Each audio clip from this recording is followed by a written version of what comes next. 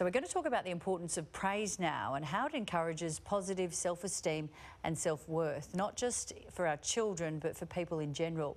Let's touch base with our parenting expert, Claire Orange. Hi there, Claire. Hi, Emmy. Now, tell us what exactly you mean by praise and why it's so important. Oh, praise is wonderful, Emmy, and not used as much as it should be. It's this lovely little verbal present that we can give people, and we don't need to wrap it or buy it or plan it. We can just use it any time. And we're so busy now, busy in our families and busy in our work, that taking the time to stop and appreciate things with an attitude of gratitude is extremely important, and praise is a way to do that. What are the ways you could express this, though? What exactly would you say?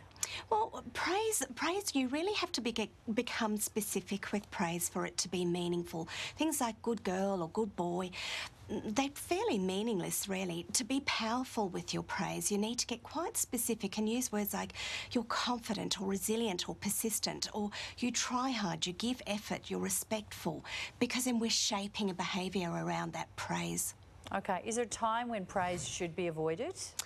There is a time when praise should be avoided. You know, you and I, we go about our adult lives, we come to work, our children go to school, and when we're doing the things that we have to do and we're just doing them, thanks is nice, but praise should be saved for those times where we want effort and we see more effort and we appreciate that effort or appearance, whatever that is. So praise can lose its value and lose its power if we overuse it.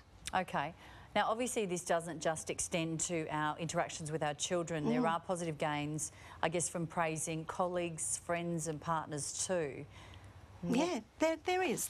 And, you know, I think in our relationships with our children, with our partners and in our workplaces, you can start to take behaviours, you can start to take people for granted.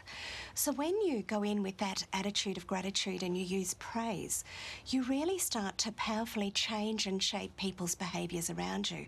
And it's pretty nice to be the recipient of praise, because what we know is when we get praised, we tend to do that thing more often because it's such a nice feeling. So using it at work, at home, in our relationships means that we notice and we appreciate, and we're going to get more of that behaviour.